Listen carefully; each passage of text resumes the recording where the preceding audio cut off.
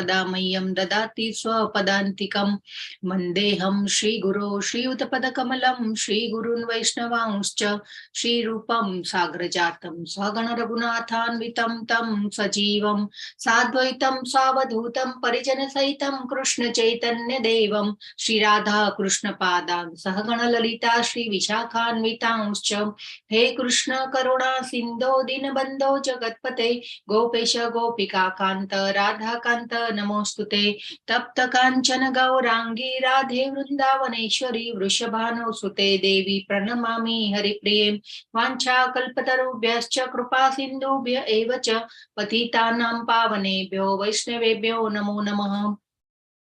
श्री कृष्ण चैतन्य प्रभु नित्यानंद श्री अद्वैत गदाधर श्रीवासादि गौर भक्त वृंद हरे कृष्ण कृष्ण कृष्ण हरे हरे हरे राम राम राम हरे हरे। हरे कृष्ण बधाने हरे कृष्ण हरे कृष्ण हरे कृष्ण। खूब खूब स्वागत है तमारा बधानो। આજનો પહેલો દિવસ ભગવાનના ચરણોમાં વંદન કરી અને આપણે શરૂઆત કરીએ।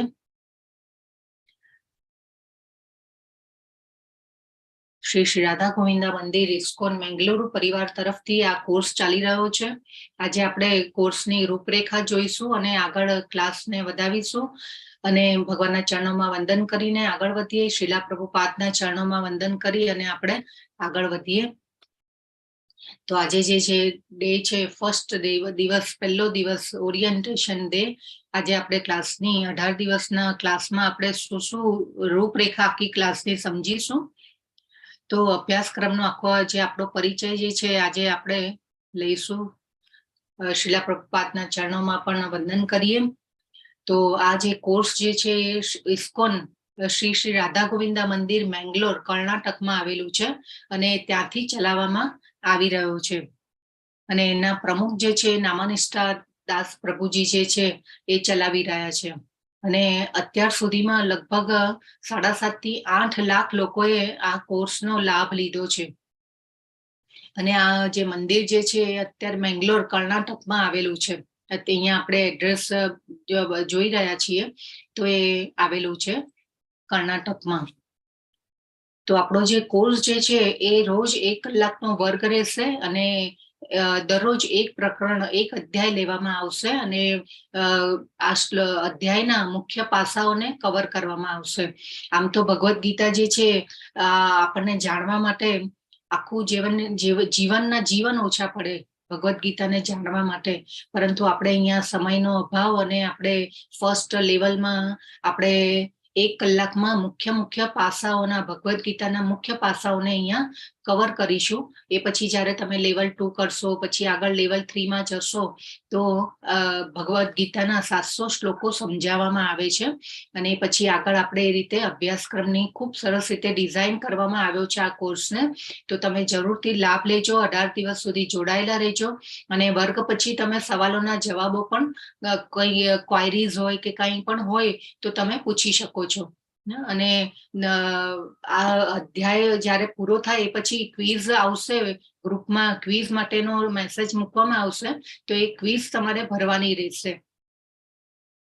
એ પણ બહુ ઈઝી છે ક્વિઝ પણ ખૂબ સરસ બધા સિનિયર સિટીઝન્સ યંગસ્ટર્સ બધા જ આપતા હોય છે એટલે તમે જરૂર કરી શકશો। આપણે જેમ કોણ બનેગા કરોડપતિમાં કેવા ઓપ્શન આપવામાં આવે છે તો એવી રીતે ઓપ્શન આપવામાં અહીંયા પણ ઓપ્શન આપવામાં આવે છે ને એ તમારે સિલેક્ટ કરવાનો રહેશે, પરંતુ જેમ જેમ અધ્યાય આપણે જાણતા જઈએ એમ પછી એ ક્વિઝ ભરવાની તમારે રહેશે।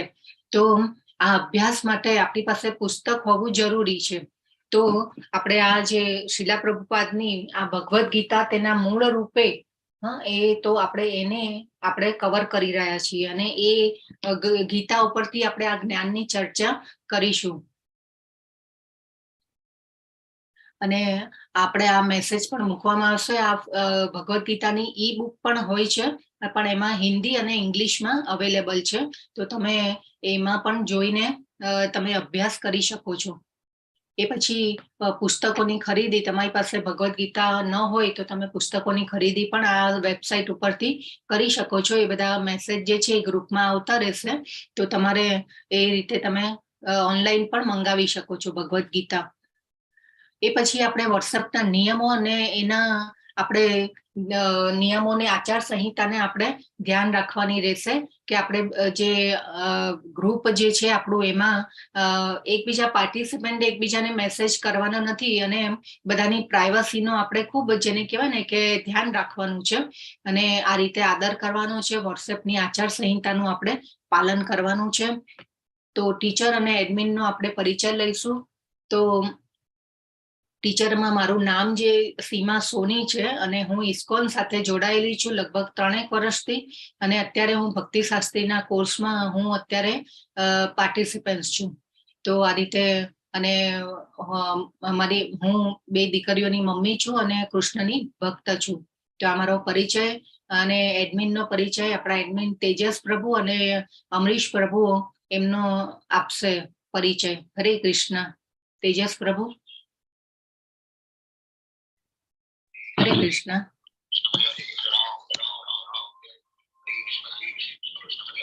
અમરીશ પ્રભુ. હરે કૃષ્ણ.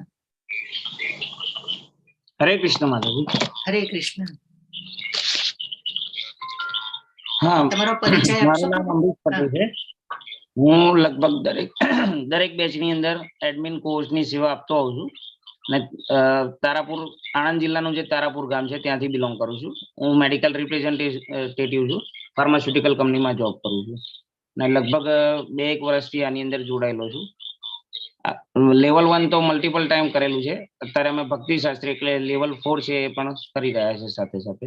એટલે તમે લોકો પણ લેવલ 1 પછી લેવલ 2 લેવલ 3 એ રીતે આગળ વધો એવી ખાસ શુભેચ્છાઓ બધાને. ને તમે કોઈ ક્વિઝમાં કે એમાં કોઈ ક્વેરી હોય લોગિન થવામાં કે એમાં હોય તો તમે ગમે ત્યારે મારો કોન્ટેક્ટ કરી શકો છો. ગ્રુપની અંદર મેસેજ પણ મારા તરફથી આવતા હશે. અમુક ક્વિઝના એના પણ મેસેજ અંદર આવશે. અમારો ટૂંકો એવો પરિચય છે. બીજું કોઈ કામકાજ હોય તો મારો નંબર તો તમને ત્યાં ગ્રુપમાંથી મળી જશે અને ઇવન ચેટ બોક્સમાં પણ મૂકીશું. એ સાથે સાથે અમે ભક્તિ વૃક્ષા પણ ચલાવીએ છીએ. ભક્તિ વૃક્ષા એવું છે કે લેવલ 1 જે છે તમારું એની અંદર તમને કોઈ ક્વિઝમાં કે એમાં ક્વેરી હોય કે હોય એ વન્સ ઇન અ વીક હોય છે એટલે એક સ્ટડી સર્કલ જેવો છે. એ પણ તમે જોઈન કરી શકો છો. એની લિંક પણ તમને ગ્રુપમાંથી મળી જશે. હરે કૃષ્ણ. હરે કૃષ્ણ. ખૂબ ખૂબ ધન્યવાદ પ્રભુ. તો અમરીશ પ્રભુ અને તેજસ પ્રભુ આપણા કોહોસ્ટ અને એડમિન છે અને એ હંમેશા એમની સેવાઓ આપવા માટે હંમેશા તત્પર રહેશે અને તમારે કંઈ પણ ક્વાયરીઝ હોય, કંઈ પણ તમારે પૂછવું હોય, કોઈ પ્રશ્ન હોય તો તમે એમને ક્યારે પણ મેસેજ કરી શકો છો અને એ તમને જવાબ આપવા માટે તરત હાજર રહેશે. આ તો એક સેવા છે અને સેવા કરી રહ્યા છે કૃષ્ણ ભક્તો. તો જરૂરથી એમને કોન્ટેક્ટ કરી શકો છો. તો જૂના પાર્ટિસિપન્ટ્સના આપણા અનુભવો પણ આપણે જો કોઈને જણાવવા હોય તો જણાવી શકો છો. હરે કૃષ્ણ. કે ભગવદ્ ગીતામાં આ કોર્સમાં આવ્યા પછી તમને શું ફાયદો થયો? હરે કૃષ્ણ. મહેશ પ્રભુ. એક તો રેગ્યુલારિટી, જી. સવારે ઉઠવાનું અને કોર્સ જોઈન કરવાનો એટલી બધી સરસ આદત પડી ગઈ છે કે એના વિના ચાલતું નથી એવું લાગે. અને હવે માનસિક સ્થિરતા વધી ગઈ, વિચારોની પરિસ્થિતિ બદલાઈ ગઈ. જેમ જેમ ગીતામાં આ અધ્યાયનો અધ્યયન કરીએ છીએ એમ એમ ઘણી વસ્તુની ચોખવટ થતી ગઈ છે. કોઈ શંકા રહેતી નથી અને પ્રશ્નોનું નિરાકરણ થાય છે. જી, ખૂબ સરસ. Thank you. ધન્યવાદ પ્રભુ. ઓકે, બીજા કોણ કોણ છે આપણી સાથે જૂના પાર્ટિસિપન્ટ્સ માંથી? હરે કૃષ્ણ. તરલ પંડ્યા માતાજી. હરે કૃષ્ણ માતાજી. હરે કૃષ્ણ માતાજી. હરે કૃષ્ણ. હું આ લેવલ 1 છઠ્ઠી વખત એટેન્ડ કરી રહી છું શ્રી કૃષ્ણની કૃપાથી. જી. બહુ સારું ફીલ થઈ રહ્યું છે.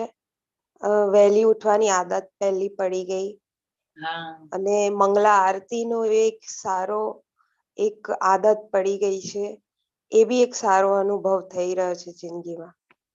તો પોઝિટિવ ચેન્જીસ જ આવી રહ્યા છે.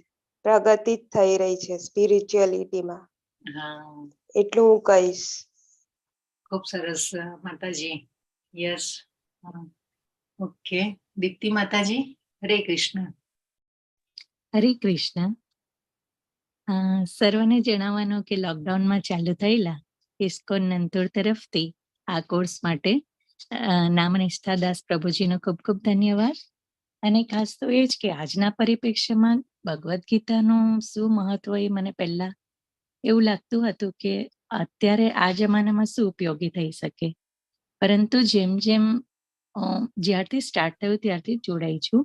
તો આટલા વખતમાં હંમેશા L1માં દર વખતે નવું નવું જ જાણવા મળે અને તમારા મનમાં ઉઠતા દરેક પ્રશ્નનું નિરાકરણ આપને આપ જ મળતું જાય છે.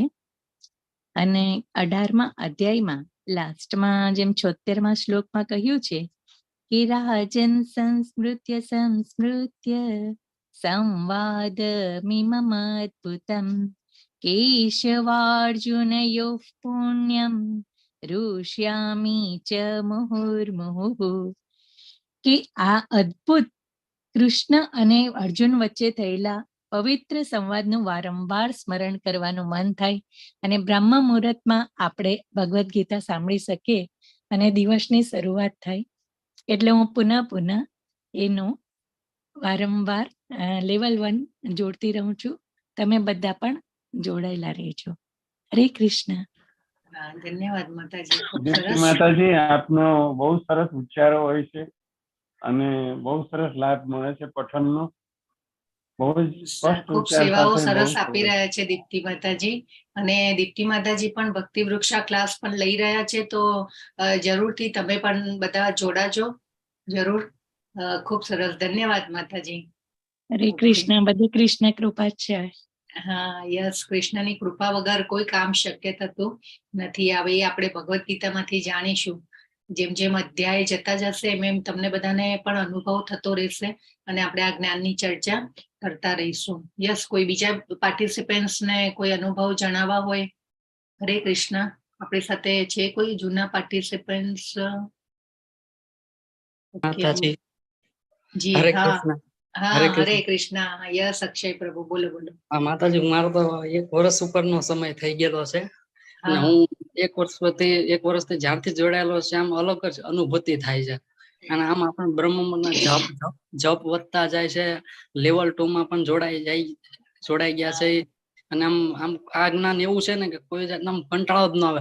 જયારે આપણા ભગવદ્ ગીતાના ક્લાસ પૂરા થાય, 18 પૂરા થાય, ત્યારે આપણને એમ થાય કે હવે 5-6 દિવસ પછી ક્યારે જલ્દી આવશે એમ અનુભવ થાય. કારણ કે આ આપડા એક અલગ જ પરિવાર જેવું થઈ ગયું છે. આપણે એક જ પરિવારમાં આપણે બેઠેલા હોય ને એવો અનુભવ થાય.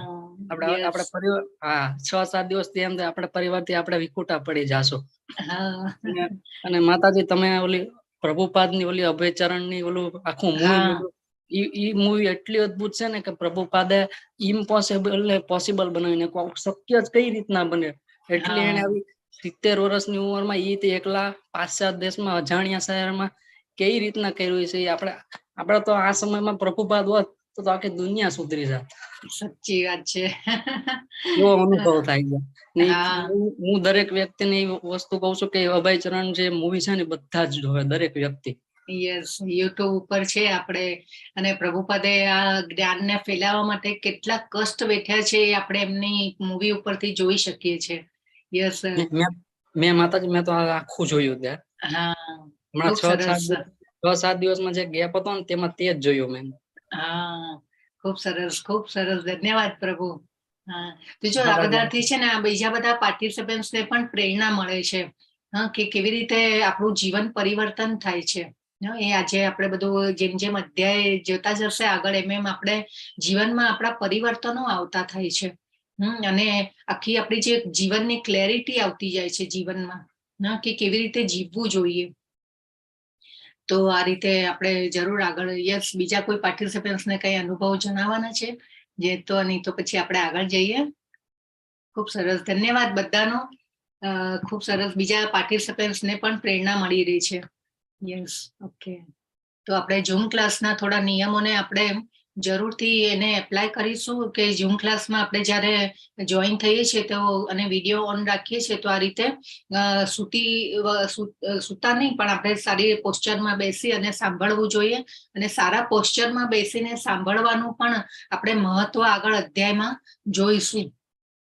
એ પછી આપણે પ્રશ્નો કે મદદ માટે હેલ્પ માટે તમારે હંમેશા એડમિન ટીચર્સ બધા જ આપણી સાથે તત્પર રહેશે અને જે ઝૂમમાં હાથ ઊંચો કરીને તમે પ્રશ્ન ઝૂમ ઓલામાં ચેટમાં છે ને એક એવો ઓપ્શન હોય છે, તમે હેન્ડ રેઝ કરી અને પ્રશ્ન પૂછી શકો છો ક્યારે પણ, અને એ પછી ક્લાસ પૂરો થાય એ પછી પણ આપણે ક્વેશ્ચન આન્સરનું એક નાનું એવું કોઈને પણ કઈ ક્વાયરીઝ હોય અધ્યાયમાં મેં સમજાવ્યું હોય એમાં કઈ તમને ક્વાયરીઝ હોય તો એ પણ તમે પૂછી શકો છો, તમે મેસેજ પણ કરી શકો છો.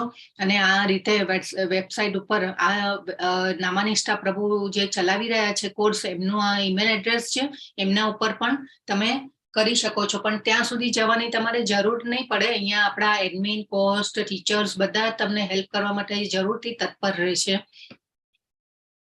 એ પછી ડોનેશન માટે પણ આ લિંકો બધી ગ્રુપમાં મૂકવામાં આવશે. ભગવદ્ ગીતા જાણીને ભગવાને દાનનું મહત્વ પણ સમજાવ્યું છે ભગવદ્ ગીતામાં, અને તમને ઈચ્છા થાય તો તમે કરી શકો છો. પણ આ જે લિંક આપેલી છે એના ઉપર તમે કરી શકો છો. પરંતુ ઇસ્કોન બેંગલુરુ પરિવાર તરફથી કોઈને પણ પર્સનલી મેસેજ કરવામાં આવતા નથી કોઈ પણ દાન માટે કે કોઈ પણ ડોનેશન માટે. તો એ ખાસ ધ્યાન રાખવું. અને કેમ કે આ વિશ્વનો ઓનલાઈન કોર્સ ચાલી રહ્યો છે એટલે ઘણા હેકર્સ ને એવા બધા અમને એક્સપિરિયન્સ બી થયા છે કે બધા પર્સનલ મેસેજ કરી અને પછી ફ્રોડ પણ કરી રહ્યા છે. તો આના માટે તમારે ખૂબ ધ્યાન રાખવું પડશે કે તમારે કોઈ એવો મેસેજ આવે તો તમારે અમને જાણ કરવાની રહેશે. બાકી ઇસ્કોન બેંગલુરુ પરિવાર તરફથી કોઈને પણ પર્સનલ મેસેજ કરવામાં આવતા નથી. તમારી ઈચ્છા હોય તો તમે જરૂરથી કરી શકો છો. તો આ રીતે બેંક ડિટેલ પણ આપવામાં આવે છે ગ્રુપમાં, અને નામાનિષ્ઠા પ્રભુનું ઈમેલ એડ્રેસ ને આ બધું ડિટેલ ઉપર તમે કરી શકો છો. એ પછી આપણી website, YouTube channel, Facebook page આપણું છે, તો એના ઉપર મંદિરના પ્રોગ્રામો, મંગલા આરતી, તો કોઈને ઓનલાઈન કરવી હોય, જપા યજ્ઞમાં જોડાવવું હોય, સાથે જપ યજ્ઞ કરવામાં જોડાવવું હોય તો એની પણ લિંક મૂકવામાં આવે છે. મંદિરના પ્રોગ્રામો પણ યુટ્યુબ ચેનલ ને બધાની ઉપર હોય છે, તો તમે જરૂરથી એની ઉપર પણ જોઈ શકો છો. અને દૈનિક ક્વિઝ તમારે આપવાની રહેશે અને આ રીતે તમારે આગળ વધવાનું રહેશે.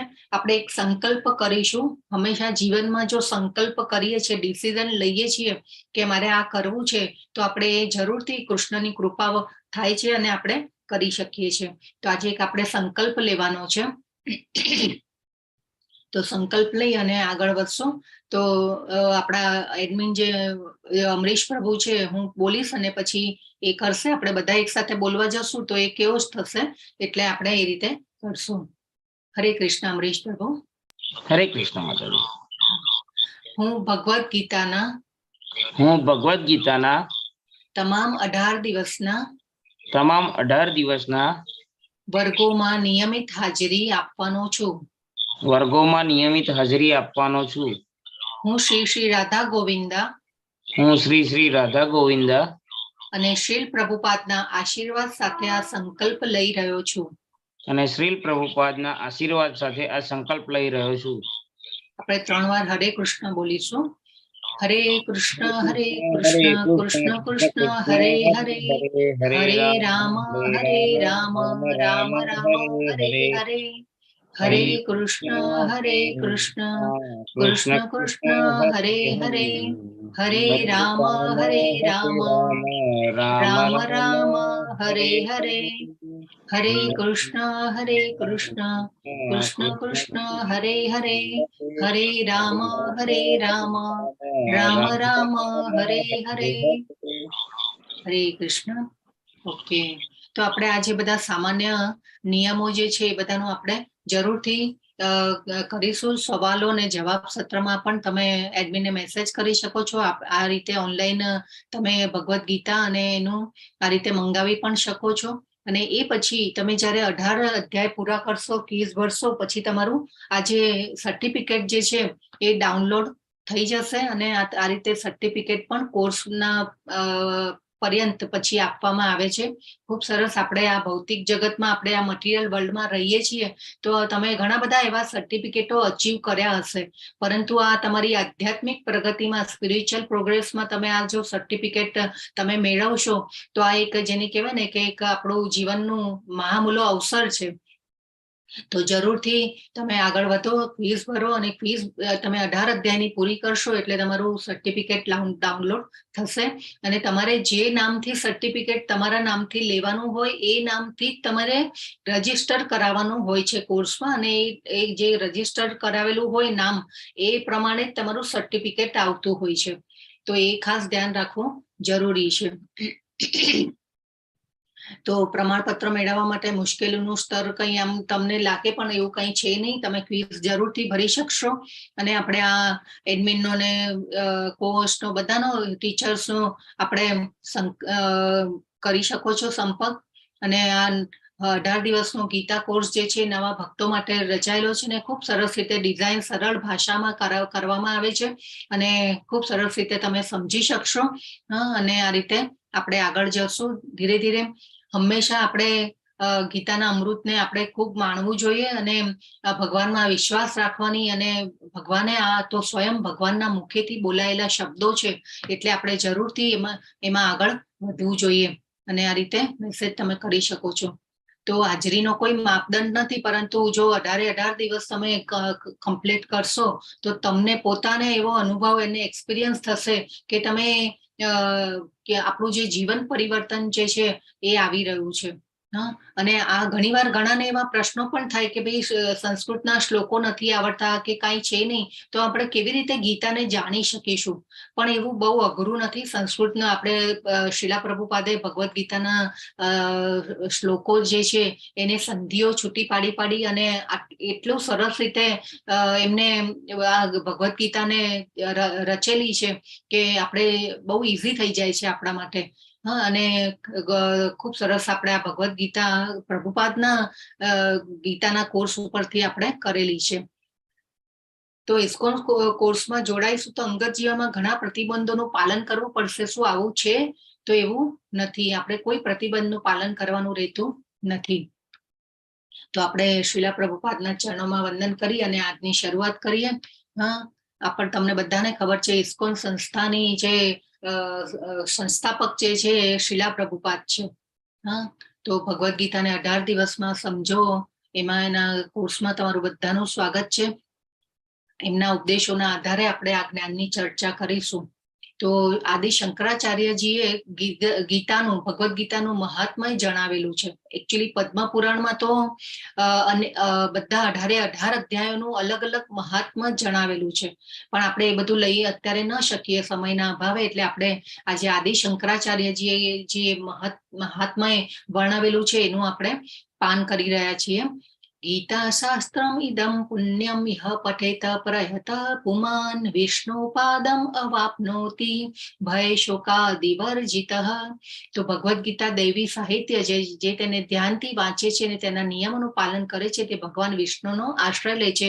ભય અને ચિંતાઓથી મુક્ત થાય છે.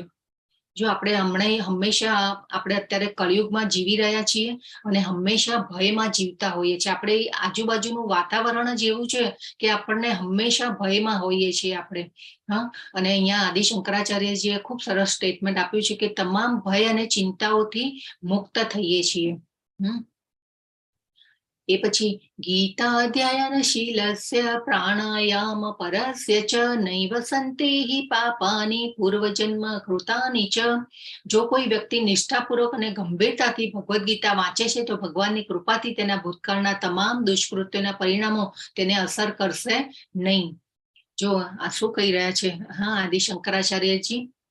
એ પછી મલિને મોચનમ પુંસા જલ સ્નાનમ દિને દિને સુકૃદિતામૃત સ્નાનમ સંસાર મલનાશનમ. કોઈ વ્યક્તિ દરરોજ પાણીમાં સ્નાન કરીને પોતાને શુદ્ધ કરે છે. મનુષ્ય જલમાં નિત્ય સ્વચ્છ કરે છે પણ જો કોઈ ભગવદ્ ગીતા રૂપી પવિત્ર ગંગા જલમાં એકવાર પણ સ્નાન કરે છે તો તે ભૌતિક જીવનની મલિનતાથી સદા માટે મુક્ત થઈ જાય છે. તો જે પવિત્ર ગંગાજી જે છે ગંગાજી એ આધ્યાત્મિક જગતમાંથી પૃથ્વી ઉપર અવતરણ કરેલું છે.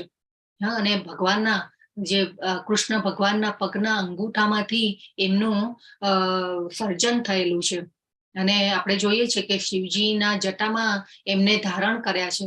અને એ પછી શિવજીએ કેમ કે જે પવિત્ર જે ધોધ જે છે એનું પૃથ્વી ગ્રહણ કરી ન શકે એટલે પહેલા શિવજીએ એને ગ્રહણ કર્યા અને પછી પૃથ્વી ઉપર અવતરણ કર્યું ગંગાજી. એટલે ગંગાજી જે છે એ પવિત્ર છે, એમાં આપણે ડૂબકી મારીએ છીએ તો પણ આપણા પાપ ધોવાઈ જાય છે. તો પછી આ તો ભગવદ્ ગીતાના જે શબ્દો છે તો ભગવાન શ્રી કૃષ્ણના મુખેથી બોલાયેલા શબ્દો છે. જો એનું પાન કરીશું તો પછી આપણી જેને કહેવાય ને કે એના માટે તો આપણે કહેવાનું શું. તો આ રીતે આપણે ખૂબ સરસ ગંગાજળનું સરખામણી કરી છે ભગવાનના આ રીતે. તો ભગવદ્ ગીતા ગીતા સુગીતા કર્તવ્યા કિમન્યૌ શાસ્ત્ર વિસ્તરૈયા સ્વયં પદ્મનાભસ્ય મુખ પદ્માદ્વિની સુતા.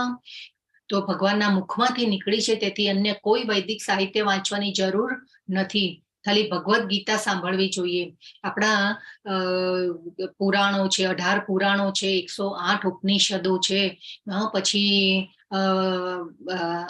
સ્મૃતિઓ છે, તો ઘણી બધી એવા જેને કહેવાય ને કે શાસ્ત્રો અને ગ્રંથો છે. પણ અત્યારે કળિયુગમાં આપણી પાસે એવો સમય નથી, આપણું આયુષ્ય બી એટલું લાંબુ નથી, અથવા તો બુદ્ધિ પણ જેને કહેવાય ને કે અલગ અલગ ગ્રહોમાં અલગ અલગ પ્રકારની બુદ્ધિ અને આપણે જોઈશું આગળ જેમ જેમ જતા જઈશું એમ.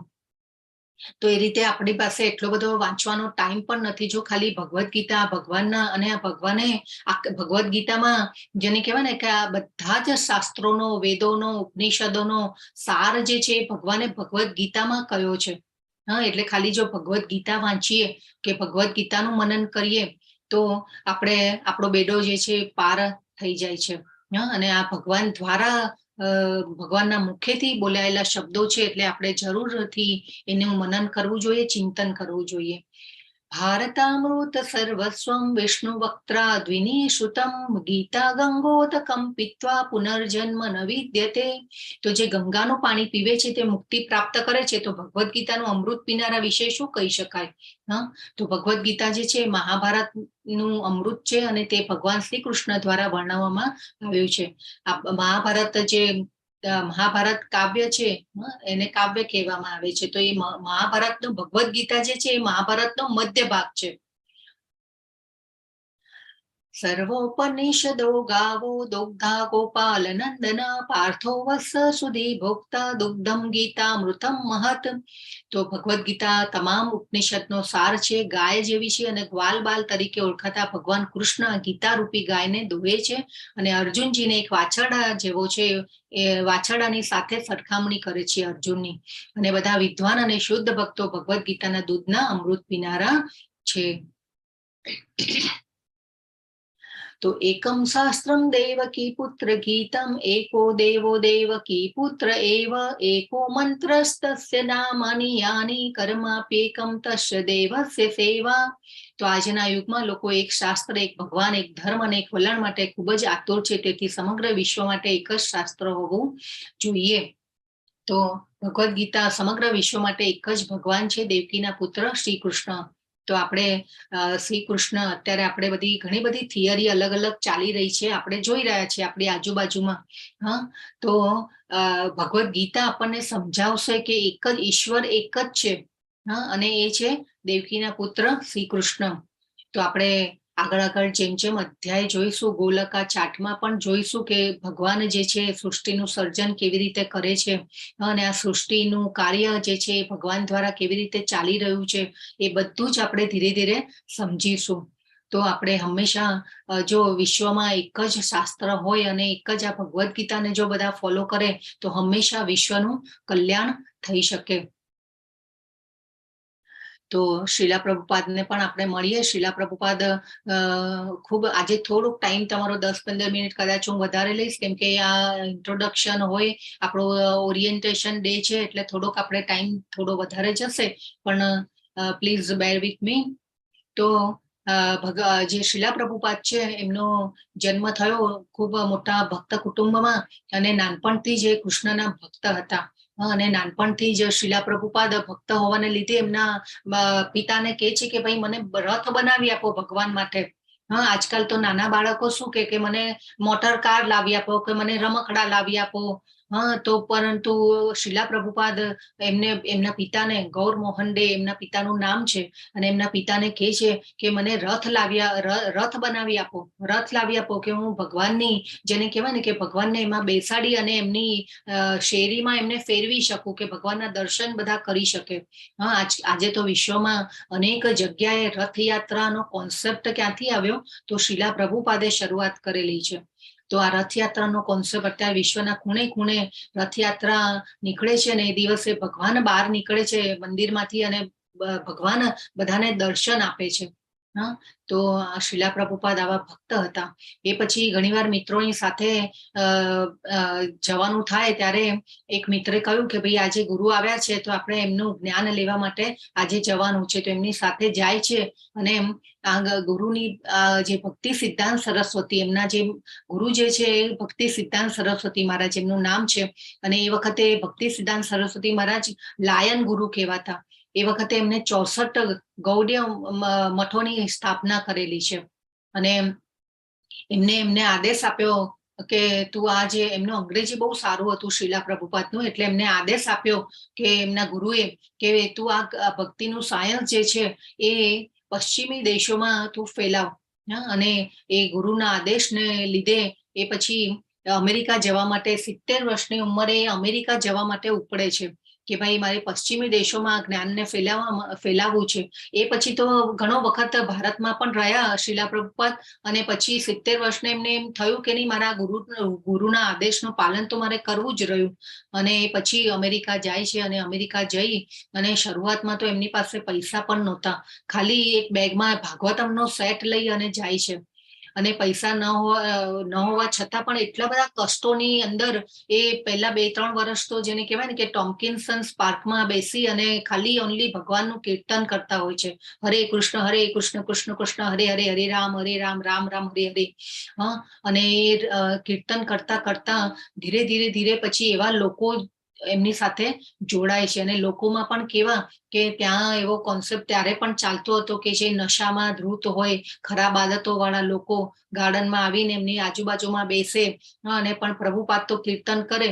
હવે આ કીર્તનની અસર, ભગવાનના શક્તિની અસર કે ધીરે ધીરે લોકો જોડાવા લાગ્યા, અને લોકોમાં હૃદય પરિવર્તન થવા લાગ્યું. અને અત્યારે આપણે જોઈ રહ્યા છીએ કે ઇસ્કોન સંસ્થા જે છે એ ખૂબ મોટી વિશાળ ફેલાયેલી છે.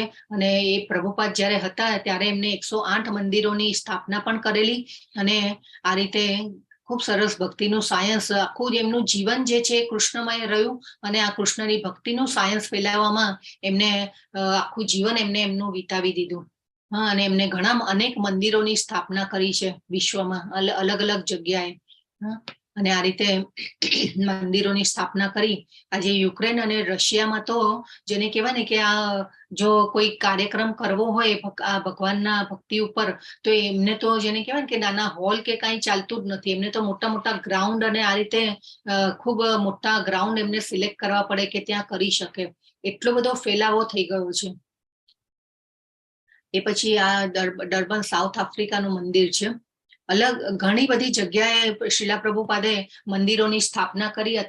શિલા પ્રભુપાદ જયારે આ ધરાતલ ઉપર હતા ત્યારે 108 મંદિરોની સ્થાપના કરી. અને એ પછી અત્યારે તો આપણે જોઈએ છીએ કે લગભગ 700 થી 800 મંદિરો આખા વિશ્વના ખૂણે ખૂણે ઇસ્કોન સંસ્થાએ વ્યાપેલા છે. આજે છે માયાપુર, એ ઇસ્કોનનું જેને કહેવાય ને કે મેઇન સેન્ટર છે. માયાપુર, નવદ્વીપ માયાપુર કહેવાય છે. અને મોટામાં મોટું મંદિર છે, અને ખૂબ સુંદર રીતે બનાવવામાં આવેલું છે. અને આ જે વિશ્વનો મોટામાં મોટો ગુંબજ આ મંદિર ઉપર કરેલો છે.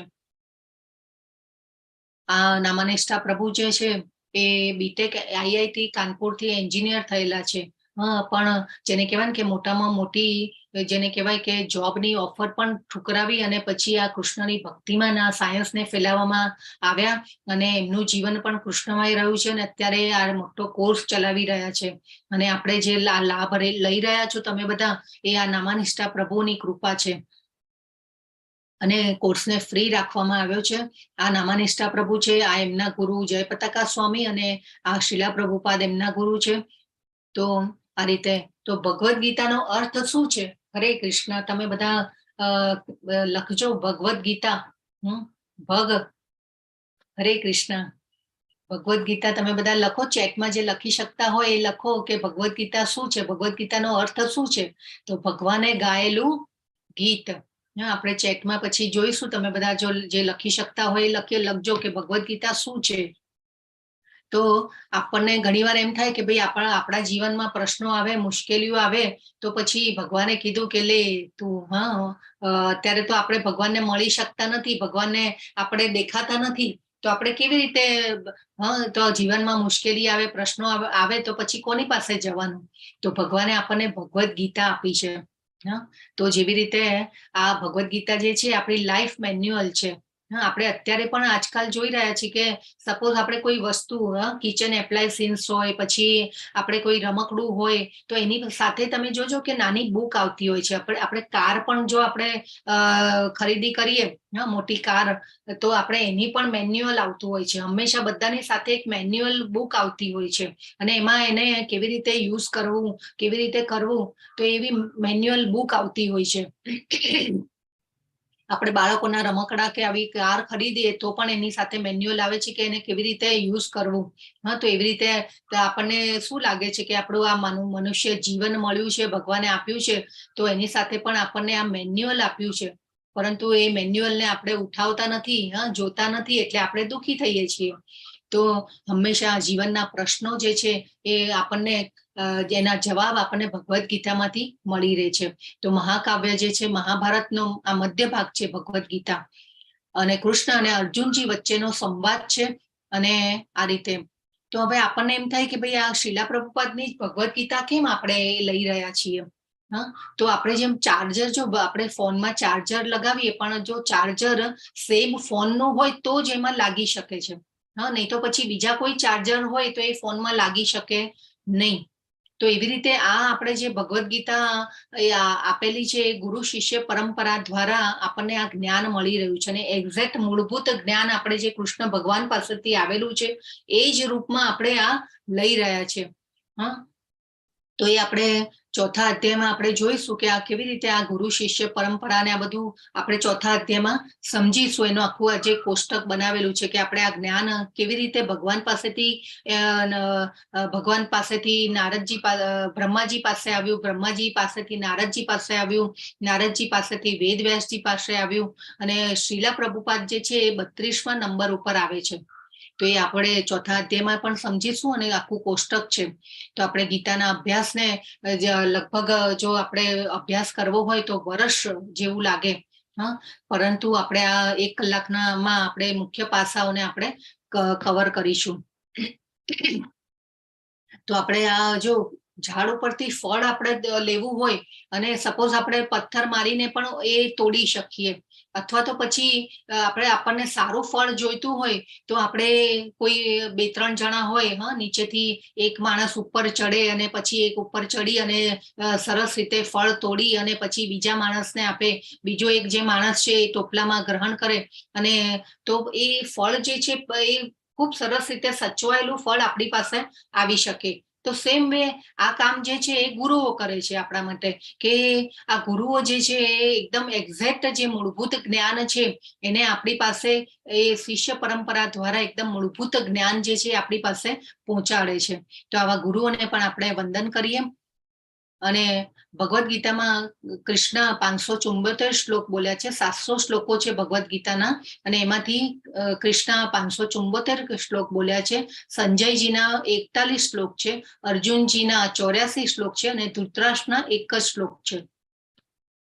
તો ભગવદ્ ગીતાના 700 શ્લોક છે, એમાંથી પ્રથમ 6 અધ્યાય જે છે કર્મયોગ છે, મધ્ય 6 અધ્યાય ભક્તિયોગ છે, અને છેલ્લા 6 અધ્યાય છે જ્ઞાનયોગ છે. તો એમાં ભક્તિયોગ જે છે એ વચ્ચે સચવાયેલો છે. આપણે કેવું કે ઘરેણું હોય આપણું, કોઈ આપણું ઘરેણું હોય તો આપણે એને કેવી રીતે બોક્સમાં સાચવીને રાખતા હોય છે. તો ઉપર અને નીચે જે છે એ બોક્સ હોય તો એ કેવું એકદમ હાર્ડ લેયરનું હોય, અને અંદર આપણે ઘરેણાને સાચે. તો ભક્તિ જે છે એ ઘરેણું છે ભગવદ્ ગીતાનું. અને આખી ભગવદ્ ગીતામાં તમે સમજશો કે ભક્તિ અને ભક્ત ઉપર ખૂબ ભગવાને ભાર મૂક્યો છે. તો ભક્તિ યોગ જે છે વચ્ચે મૂક્યો છે ભગવાને. અને ગીતામાં ભગવદ્ ગીતાના 5 વિષયોને આપણે આવરી લઈશું: ભગવાન, જીવ, પ્રકૃતિ, કાળ અને કર્મ. તો આ 5 વિષયોને આપણે ભગવદ્ ગીતામાંથી સમજવાના છે. તો આપણે 18 દિવસમાં તમારા બધાનું સ્વાગત છે. ભગવાનના ચરણોમાં વંદન કરી અને કરીએ. આપણું મંગલાચરણ પણ થયું. તો એક જ દ્રશ્ય ઉપર જુદી જુદી પ્રતિક્રિયાઓ આપેલી છે. હરે કૃષ્ણ. કોણ કહેશે કે આ 3 જણા કોણ છે અને આ કોણ કોણ છે? અહીંયા તમને ફોટામાં દેખાઈ રહ્યું છે, કોણ કોણ છે? હરે કૃષ્ણ. નવા પાર્ટિસિપન્ટ્સ માંથી કોઈ કહેશે? આપણને કોણ દેખાઈ રહ્યું છે આ ચિત્રમાં? હરે કૃષ્ણ. ઝૂમમાં એક માઇક જેવું હોય છે, તમારે માઇકને અનમ્યુટ કરવાનું રહેશે અને પછી બોલવાનું રહેશે. હરે કૃષ્ણ. ધૃતરાષ્ટ્ર છે, અર્જુન છે અને નીચે દુર્યોધન. હા, યસ, છે પ્રભુ. હા, ખૂબ સરસ. હા, જિગ્નેશ પ્રભુ, ખૂબ ખૂબ ધન્યવાદ. તો આપણે આ 3 મહાનુભાવોની પ્રતિક્રિયાઓને ભગવદ ગીતામાં જોવાની છે.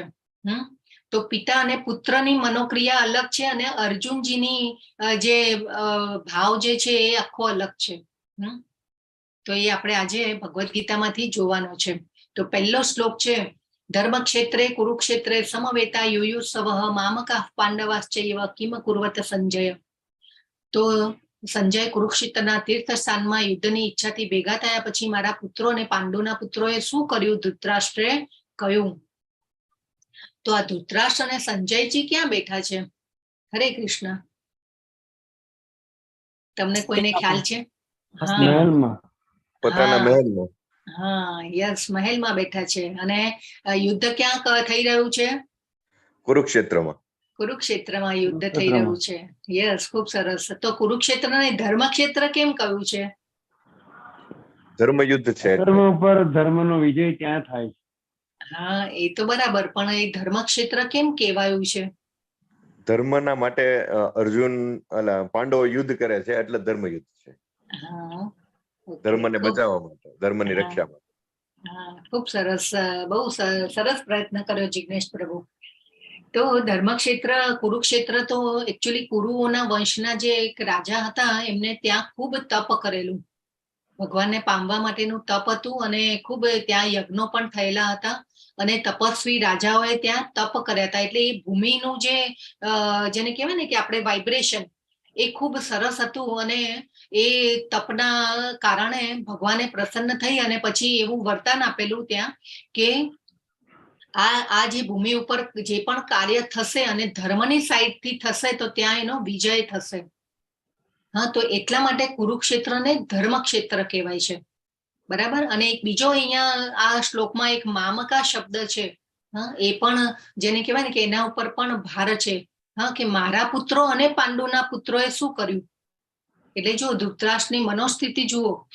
હા, તો શું આપણે જો દૂધ હોય તો દૂધમાંથી આપણે મીઠાઈ પણ બનાવી શકીએ, પેંડા બી બનાવી શકીએ, પણ ધૃતરાષ્ટ્રએ શું કર્યું? હા, ધૃતરાષ્ટ્રીય તો એમાં લીંબુનું પાણી નીચોવ્યું. લીંબુનું પાણી નીચોવીને પછી દૂધ અને પાણીને અલગ કર્યું. બરાબર છે. મામકા ફંડ, મારા પુત્રો અને એટલે કે આખું જેને કહેવાય ને કે ફેમિલી, આપણે તો એક જૂથમાં ફેમિલી રહે એવો આપણે જરૂર પ્રયત્ન કરીએ, પરંતુ અહીંયા ધૃતરાષ્ટ્રની મનોસ્થિતિ જુઓ.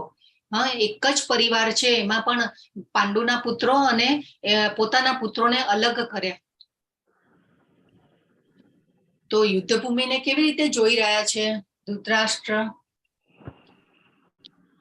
હરે કૃષ્ણ. એમની સાથે કોણ બેઠું છે અને કેવી રીતે જોઈ રહ્યા છે? સંજય. હા, સાંભળીને. સંજયજી. પણ સંજયજી કેવી રીતે જોઈ શકે છે? કેમ કે હસ્તિનાપુરમાં બેઠા છે. દિવ્ય દ્રષ્ટિ એમને પ્રદાન કરેલી છે. હા, યસ, ખૂબ સરસ. અને દિવ્ય દ્રષ્ટિ કોને આપેલી છે? સંજયજીને? વેદવ્યાસજીએ. વેદવ્યાસજીએ. હા, ખૂબ સરસ. જો ધૃતરાષ્ટ્રના ભાવ જુઓ કેવા ભયમાં છે. હા, પિતા અને પુત્રનો ભય અલગ છે અને અર્જુનજીનો ભય અલગ છે.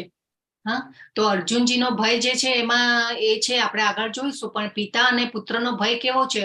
હા, કે ભાઈ આ યુદ્ધ જીતી શકીશું, નહીં જીતી શકીએ, શું થશે? હા, તો ધૃતરાષ્ટ્રની માનસિકતા કેવી છે?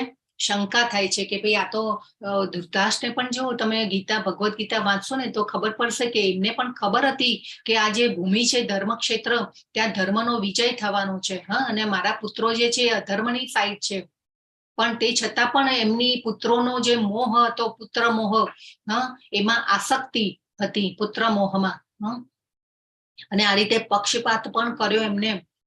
અને દુર્યોધનને તો એમ જ હતું કે ભાઈ 2 કલાકમાં યુદ્ધ પતાવીને ઘર ભેગા થઈ જઈશું, કેમ કે એની સાથે તો ઘણા રાજાઓ પણ આજુબાજુ વાળા જોડાયેલા હતા. અત્યારે પણ આપણે જોઈએ છીએ કે આપણે જ્યાં પાવર હોય, પોઝિશન હોય, ત્યાં એની સાથે બધા જોડાયેલા રહેતા હોય છે.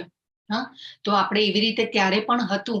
એટલે ત્યારે પણ જો આ ધૃતરાષ્ટ્રની માનસિકતા જુઓ, હા, કે આ રીતે ભેદભાવ તો કર્યો એમને, પુત્ર મોહ. હા, તો આસક્તિ અને સ્નેહમાં શું ફરક છે? હરે કૃષ્ણ. આસક્તિ અને સ્નેહમાં શું ફરક? શક્તિ એટલે ભૌતિક વસ્તુમાં બધું રાખવું. યસ. અને સ્નેહ લાગણી, પ્રેમ, દયા. લાગણી, પ્રેમ. તો પછી એ તો આપણે એમ જોઈએ કે ધૃતરાષ્ટ્ર પણ દુર્યોધન સાથે પ્રેમ જ હતો એમને, કે પ્રેમ હતો કે આસક્તિ હતી? આસક્તિ. હા, આસક્તિ, બરાબર છે. લોલુપતા હતી, પુત્રો હા, પ્રત્યે. લોલુપતા. અને દુર્યોધને જુઓ કેટલું, આપણે આગળ જોઈશું કે પાંડવોને મારવા માટે કેટલા પ્લાન બનાવે છે. તે છતાં પણ ધૃતરાષ્ટ્ર જે છે એ પુત્રને સમજાવતા નથી કે ભાઈ આ પુત્ર તારે આ ન કરવું જોઈએ. હા, તો આપણે પણ જો જ્યારે પણ આપણા બાળકો જ્યારે કોઈ એવું ખોટું કામ કરતા હોય કે હોય, તો આપણે એમને સમજાવવા જોઈએ. તો એ આપણે સાચો પ્રેમ છે. પરંતુ આપણે જો એક ભૂલો કરતા હોય અને પછી આપણે એમાં આપણી જેને કહેવાય ને કે એને આપણે ન ટપારીએ, તો પછી એ આસક્તિ કહેવાય. કે પછી આપણો પુત્ર મોહ થઈ ગયો કહેવાય. કે તો આ રીતે આસક્તિ અને સ્નેહમાં ફરક છે. તો આપણા મનની સરખામણી દુર્યોધન અને ધૃતરાષ્ટ્રની સાથે કેવી રીતે કરવી જોઈએ?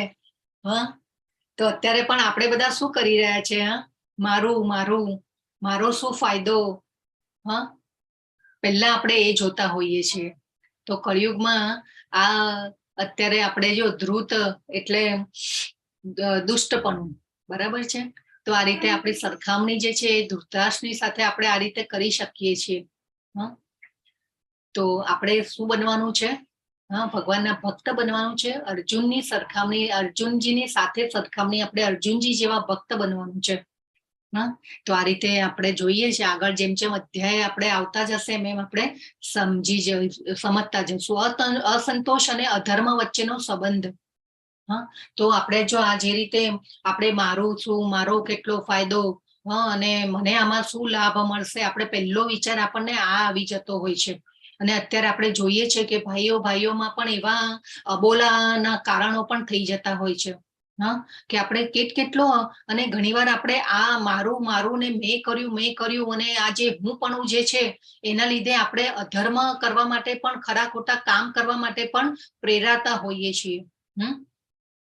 તો આ અસંતોષ જે હોય છે એને આપણે ઓછો કરવાનો છે. અને આપણે જોઈશું વસુધૈવ કુટુંબકમની ભાવના, એ આપણે આગળ અધ્યાયમાં સમજીશું. તો આપણે આ અધર્મ કરવા માટે પ્રેરાઈએ છીએ આ વૃત્તિને લીધે. તો આપણે હંમેશા ધૃતરાષ્ટ્રની સાથે આપણે જાતને કમ્પેર નથી કરવાની, આપણે આ કેટેગરીમાં નથી આવવાનું, એ આપણને ભગવદ્ ગીતા સમજાવે છે. જો તેણે યોગ્ય રીતે યુધિષ્ઠિરને સિંહાસન સોંપ્યું હોત તો શું પરિણામ આવ્યું હોત? તમે બધા ચેટમાં લખજો ભાઈ. આપણે છેલ્લે ડિસ્કસ કરીશું, નહીં તો આપણો આગળ અધ્યાય નહીં જાય. આપણે ડિસ્કસ કરીશું છેલ્લે. તો ત્રીજો શ્લોક છે, પશ્ચૈતામ પાંડુપુત્રાણામ આચાર્યમ મહતી ચમું વ્યુઢામ દ્રુપદ પુત્રેણ તવ શિષ્યેણ ધીમતા. જો દુર્યોધન જે છે ને એ ગુરુ પાસે જાય છે. હવે ગુરુ દ્રોણ પાસે જાય છે. હવે યુદ્ધમાં 2 સેનાઓ આવી ગઈ છે. 2 સેનાઓ આવી અને એકબીજા ગોઠવાઈ પણ ગયા છે બધી સેના. હવે દુર્યોધન જે છે પાંડવોની સેનાને જુએ છે, અને પાંડવોની સેનાને જોઈ અને વ્યૂહરચના એટલી સરસ રીતે ગોઠવાયેલી હતી કે ગોઠવાયેલી જોઈ અને પછી ગુરુ દ્રોણ પાસે આવે છે. ગુરુ દ્રોણ પાસે જઈને શું કહે છે કે હે ગુરુ, જો પાંડુના પુત્રોની મોટી સેના તમારા બુદ્ધિશાળી શિષ્ય દ્રુપદના પુત્ર દ્વારા આટલી કુશળતાપૂર્વક ગોઠવવામાં આવી છે. જો અહીંયા દ્રુપદ પુત્ર, તો દ્રુપદ પુત્ર દુષ્ટધુમ્ન હતો. ધૃષ્ટદ્યુમ્ન જે છે એ પાંડવોની સેનાના સેનાપતિ હતા અને એને આ કુશળ રચના કરેલી પાંડવોની સેનાની.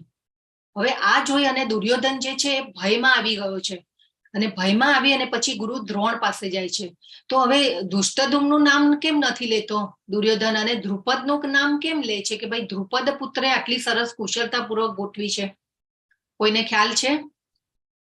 હરે કૃષ્ણ. હા માતાજી. જી બોલો પ્રભુ. દ્રુપદ અને દ્રોણાચાર્ય એ બહુ ખૂબ સારા મિત્ર હતા, પણ કોઈ કારણસર છે ને દ્રુપદ આપણે દ્રોણાચાર્યને એના પુત્ર અસ્વસ્થતામાં હતો અને ત્યારે એની પરિસ્થિતિ બહુ ખરાબ હતી અને તેના પાસે જઈને ગાયની એક માંગણી કરે છે. માંગણી કરીને તે આપે નહીં કે મારા લેવલનો તું હોવો જોઈએ. ત્યાર પછી આ દ્રોણાચાર્ય એમ કીધું હું એક વખત આને હું સબક શીખવાડી. પછી એના પાંડવો બધા હોય ને અર્જુન ને બધાને શસ્ત્ર જ્ઞાન બધું જ્ઞાન આપે, વિદ્યા શીખવાડે. પછી એને દ્રુપદ ને બંધ બનાવી લેવાનું કે અને પછી આ દ્રુપદે પણ વિચાર કર્યો કે હું દ્રોણાચાર્યનો વધ કરી. પછી એક એવો યજ્ઞ કરે ને તેમાંથી દ્રૌપદીજીનું પ્રાગટ્ય થાય અને ધૃષ્ટદ્યુમ્ન પણ પાત્ર કે દ્રોણાચાર્યની હત્યા કરે. ખૂબ સરસ, ધન્યવાદ પ્રભુ. ઓકે, તો દ્રુપદ જ્યારે તો આની પાછળની એક છે ને કથા છે આ જે અક્ષય પ્રભુએ વર્ણવી એ કથા છે. દ્રુપદ પુત્ર એટલે ધૃષ્ટદ્યુમ્ન જે છે ને એ દ્રુપદના પુત્ર હતા. હવે આ કથાને આપણે જોઈએ તો દ્રુપદ રાજા અને ગુરુ દ્રોણ એ એમના સમયમાં ગુરુ, પહેલા તો વૈદિક કાળમાં એવું હતું ને કે ગુરુકુળમાં બાળકોને ભણાવવામાં આવતા. તો ગુરુ દ્રોણ અને દ્રુપદ રાજા એ બે ગુરુકુળમાં ભણતા હતા. હવે ત્યારે તો બાળકો હતા અને કોઈ કારણસર દ્રુપદ રાજાએ ગુરુ દ્રોણનો જીવ બચાવ્યો હતો. કોઈ સંકટમાં એમને જેને કહેવાય ને કે બચાવેલા હતા. તો ત્યારે ગુરુ દ્રોણ જે છે એ ખૂબ ગુરુ દ્રોણ જે છે એ વખતે તો મિત્રો અને એટલે એ ત્યારે તો કેવા મિત્રોમાં એવું હોય ને કે ભાઈ ક્યારે બી તને જરૂર પડે ને તો હું તારી સાથે ઉભો છું. ત્યારે તો એવું વચન આપવામાં આવેલું. દ્રુપદ રાજાએ ગુરુ દ્રોણને વચન આપ્યું હતું કે ત્યારે કંઈ પણ જરૂર હોય તો તું મારી પાસે આવજે. હવે એવું થાય છે કે ગુરુ દ્રોણ હવે ગુરુકુળમાં તો છૂટા પડી ગયા પછી ભણી કરીને બધું અને વેદોનું જ્ઞાન લઈ અને પછી તો અને ગુરુ દ્રોણ તો બ્રાહ્મણ હતા. ગુરુ દ્રોણ જે છે એ બ્રાહ્મણ હતા અને પછી બાળકોને ભણાવે અને ગુરુકુળમાં અને એ રીતે. હવે બ્રાહ્મણ હતા અને ત્યારે તો કેવું કે પરિસ્થિતિ એવી હતી નહીં. બ્રાહ્મણ એટલે આજીવિકા તો એમને અને પરિસ્થિતિ એવી ગરીબ હતી કે ભાઈ એમના બાળકને દૂધ પણ આપી નહોતા શકતા અને ઘણીવાર તો ઓલા લોટનું પાણી કરી અને પછી દૂધ ને સમજાવી અને પીવડાવે બાળકોને. હવે ત્યારે આ દ્રુપદ રાજા એમને યાદ આવે, એમનો મિત્ર યાદ આવે છે કે ભાઈ મારા મિત્રએ કહેલું કે તને જ્યારે તારે કઈ મુશ્કેલી આવે તો તું મારી પાસે આવજે.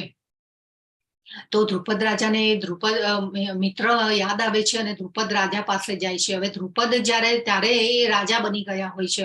તો ગુરુ દ્રોણ જ્યારે આવે છે દ્રુપદ રાજા અભિમાનમાં હોય છે. તો દ્રુપદ રાજા ગુરુ દ્રોણને કહે છે કે ભાઈ તારી ને મારી મિત્રતા છે ને, મિત્રતા તો એમ કે સમાન લેવલમાં હોય. તો ગુરુ દ્રોણનું બહુ અપમાન કરે છે. હવે ગુરુ દ્રોણ તો ખાલી એક ગાય માંગવા માટે ગયા હતા કે ભાઈ તમારી પાસે મને એક ગાય આપો કે હું મારા બાળકને હું ભરણ પોષણ કરી શકું, દૂધ પીવડાવી શકું. પરંતુ આ રીતે અપમાન કરે છે ગુરુ દ્રોણનું. હવે ગુરુ દ્રોણનું આ રીતે અપમાન થયું એટલે ગુરુ દ્રોણ પણ જેને કહેવાય ને કે અંદર અગનની જ્વાળાઓ ફેલાય છે શરીરમાં કે ભાઈ આ બધું તો હું કેવી રીતે સહન કરું. એટલે જાય છે ભીષ્મ પિતામહ પાસે અને ભીષ્મ પિતામહ પાસે જઈ અને કૌરવો અને પાંડવોને કે હું આ શિક્ષા આપીશ, શસ્ત્ર વિદ્યા શીખવાડીશ અને વેદોનું શાસ્ત્રોનું જ્ઞાન આપીશ. અને ભીષ્મ પિતા પાસે જઈ અને કહે છે કે ભાઈ તમારા બાળકોને મારી પાસે ભણાવવા મોકલો. પછી કૌરવો અને પાંડવો શિક્ષા લે છે ગુરુકુળમાં અને ભણે છે, શસ્ત્ર વિદ્યા પણ શીખવાડે છે. જ્યારે પછી ગુરુ દક્ષિણા માંગવાનો વારો આવે છે ત્યારે ગુરુ દ્રોણ જે છે એ કહે છે કે ભાઈ તમે આ દ્રુપદ રાજાને બંદી બનાવીને લઈ આવો. તો પહેલા જે છે કૌરવોને મોકલાવે છે, યુદ્ધ કરે છે દ્રુપદ રાજા સાથે. પણ જે કૌરવો જે છે એ હારી જાય છે અને દુર્યોધનને બંદી બનાવી લે છે દ્રુપદ રાજા. પછી ગુરુ દ્રોણ જે છે પાંડવોને મોકલે છે.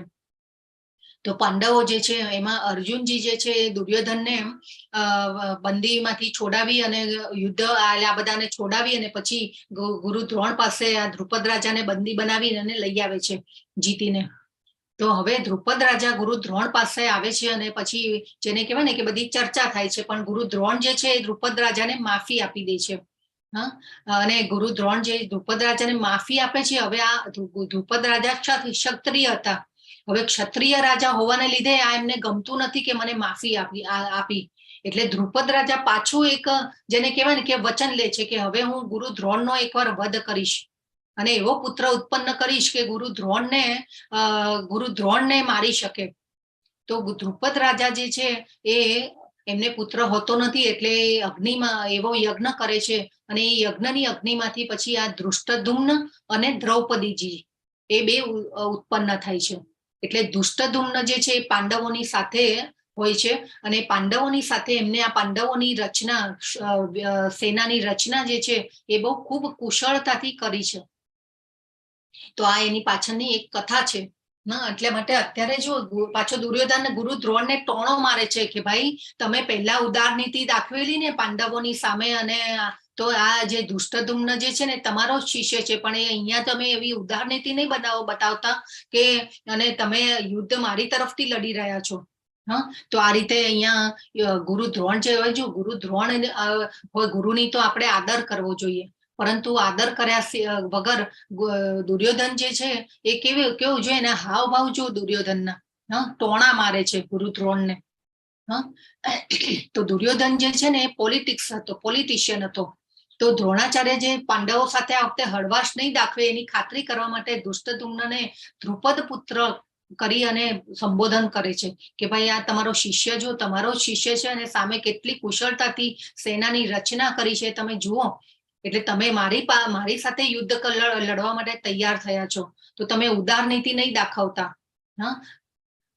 હવે પાંડવ પક્ષના તમામ મહાન નાયકોનો ઉલ્લેખ કર્યો જેથી દ્રોણાચાર્ય યુદ્ધને ગંભીરતાથી લે. જો હવે યુદ્ધમાં એવું થાય કે દુર્યોધન જે છે ને એ સામેવાળાની સેનાને જે હતા પાંડવો ભીમ અર્જુન એ બધાનો ઉલ્લેખ ગુરુ દ્રોણ પાસે કરે છે કે જો કેટલા બધા મહાન યોદ્ધાઓ છે. અને તમે અને એટલે પહેલા તો ટોણા મારે છે અને પછી જો એને બ્રાહ્મણ શ્રેષ્ઠ કહીને સંબોધન કરે છે. પોલિટિશિયન હતો, ખંદો રાજકારણી હતો દુર્યોધન. એટલા માટે હવે પાછો એને એમ થઈ ગયું કે ભાઈ હું આ ગુરુ દ્રોણ હમણાં એમ કહીને ઉભા રહેશે કે ભાઈ હવે લે ભાઈ આ તો મેં તો આ ધનુષ્ય પણ મૂકી દીધું ને મારે તો કઈ યુદ્ધ કરવું નથી, હું તો આ ચાલ્યો ઘર ભેગો થઈ ગયો થઈ જાવ. તો એને એમ થાય છે કે ભાઈ જો ગુરુ દ્રોણ પણ બહુ મોટા જેને કહેવાય ને કે વિદ્વાન હતા અને શસ્ત્ર વિદ્યામાં પારંગત હતા. એટલા માટે પછી હવે એને કહેવાય ને કે સારા સારા શબ્દો બોલી અને ગુરુ દ્રોણને કહે છે કે ભાઈ હે બ્રાહ્મણ શ્રેષ્ઠ, અને એમનો જેને કહેવાય ને કે પ્રશંસા કરે છે. તો આ રીતે એ પછી પ્રશંસા એમની કરે છે, પછી કૃપાચાર્યની કરે છે, પછી ભીષ્મ પિતામહની કરે છે. તો આ રીતે પ્રશંસા બધાની કરે છે કે કોઈને એમ ન લાગે કે ભાઈ મારા વખાણ દુર્યોધન કરતો નથી. એટલે કે કોઈ મારાથી છૂટું ન પડી જાય કે ભાઈ એમ ન કહી દે કે લો અમારે તો કઈ યુદ્ધ કરવું નથી, અમે તો આ ચાલ્યા. એટલે બધા જોડાયેલા રહે એની સાથે, એટલા માટે બધાના વખાણ કરે છે પછી. અને આ એક દુર્યોધનનો નાનો ભાઈ વિકર્ણ હતો, એ જે એકલો એવો હતો કે જયારે ધૃત કીડા ચાલતી હતી અને દ્રૌપદીજીનું વસ્ત્રાહરણ થતું હતું ત્યારે વિકર્ણ હતો કે ભાઈ દુર્યોધનને કહેવા વાળો કે ભાઈ તું આ બધું કરે છે એ યોગ્ય નથી કરતો. કે આ તો આપણા ભાભી છે, આપણી માં સમાન છે, આ બધું ન થાય. એવો વિકર્ણ એક હતો કે દુર્યોધનને સમજાવી રહ્યા હતા. એટલે દુર્યોધન એને પણ એમ થાય છે કે જો આ વિકર્ણ પણ એમ કહી દેશે કે ભાઈ હું તો આ ચાલ્યો પાંડવોની સેનામાં, હું જતો રહું છું, તો એટલે વિકર્ણના પણ વખાણ કરે છે. અને એક આપણે જોઈએ કે 9મો શ્લોક છે જે આ અધ્યાયનો પહેલા અધ્યાયનો, તો એમાં દુર્યોધને એવું નેગેટિવ પ્રિડિક્શન કરે છે. ત્યક્ત જીવિતા શબ્દ છે. નેગેટિવ પ્રિડિક્શન કરે છે કે ભાઈ આ બધા જીવ આપવા માટે મારા માટે તૈયાર થયા છે. એકચ્યુઅલી એને એમ કેવું જોઈએ કે ભાઈ બધા મને જીતાડવા માટે તૈયાર થયા છે, અને મને જીત અપાવવા માટે મારી સાથે જોડાયા છે બધા.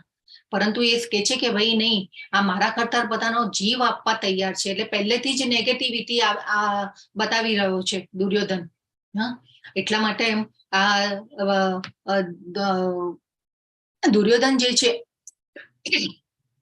એ ખંડો રાજકારણી હોવાને લીધે આ બધાના વખાણ કરી રહ્યા છે. તો પાપ કર્મ કરનારને હણી શકાય, શાસ્ત્રો શું કે છે? તો શાસ્ત્રો કે છે કે ભાઈ આ 6 જે આતતાઈઓ છે ને એને આપણે હણવામાં પાપ નથી. તો એમાં કયા? જો ઝેર આપનાર, તો દુર્યોધને ભીમને ઝેરી લાડુ ખવડાવ્યા હતા. તમને બધાને કથા ખબર હશે, બરાબર છે? દુર્યોધને ઝેરી લાડુ આપી, ઝેર લાડુમાં ભેળવી અને પછી સમુદ્રમાં ફેંકી દીધા હતા દુર્યોધનને.